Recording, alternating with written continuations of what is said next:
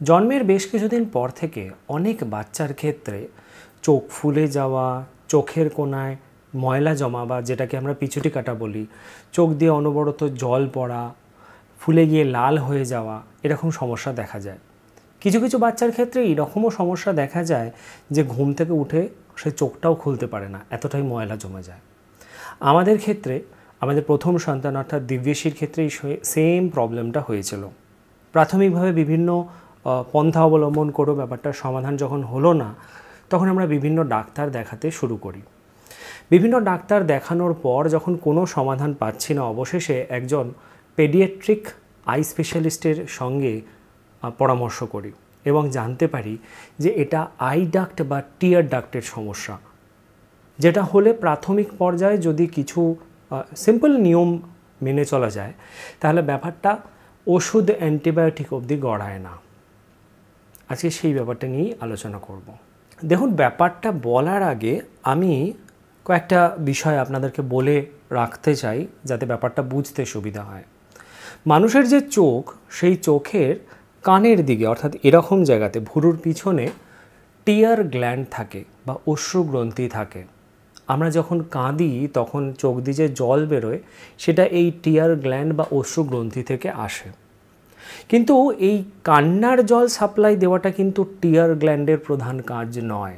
টিয়ার গ্ল্যান্ডের প্রধান কাজ হলো চোখটাকে সিক্ত রাখা বা ভিজিয়ে রাখা, যাতে আই বল সঠিকভাবে মুভ করতে পারে, আই লিডস বা চোখের পাতা সঠিকভাবে কাজ করতে পারে এবং চোখের ওপর একটা প্রোটেক্টিভ লেয়ার তৈরি হয়। চোখের ভিতরের দিকে নাকের কাছাকাছি অংশে দুটো ডাক্ট থাকে বা নালিকা থাকে, যাকে ন্যাসোল্যাক্রিমাল ডাক্ট বলা হয়ে থাকে। এর কাজ হলো এই যে জলটা আসছে, সেই জলটাকে বের করে দেওয়া বা ড্রেন করা। আবার এই ন্যাসোল্যাক্রিমাল ডাক্ট আরেকটা দিকে নাকের সঙ্গেও যুক্ত থাকে, যার জন্য অনেক সময় আমরা কাঁদলে নাক দিয়েও জল পড়ে। এখন অনেক বাচ্চার ভূমিষ্ঠ হওয়ার পর এই ন্যাসোল্যাক্রিমাল ডাক্টে ব্লকেজ তৈরি হয়। বাচ্চা যখন জন্মায় তখন এই ডাক্ট বা নালিকাগুলো খুব সূক্ষ্ম হয়, অনেকের ক্ষেত্রে বিভিন্নভাবে ময়লা আটকে গিয়ে বা জমে গিয়ে এটা ব্লক হয়ে যায় এবং এরকম সমস্যা তৈরি করে। তাহলে এই ক্ষেত্রে যদি এরকম সমস্যা হয় বাচ্চাদের ক্ষেত্রে, তাহলে কি করণীয়? প্রথম যে কাজটা করতে হবে সেটা হচ্ছে আই ক্লিনিং, মানে চোখ পরিষ্কার করে দেওয়া।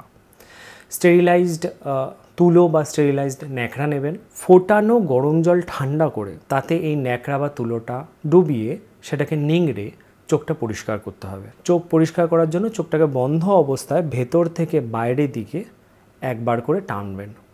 আবার তুলো বা ন্যাকড়াটাকে ভিজিয়ে বা অন্য একটা তুলো বা ন্যাকড়া নিয়ে সেটাকে এইভাবে ভেতর থেকে বাইরের দিকে টেনে দেবেন।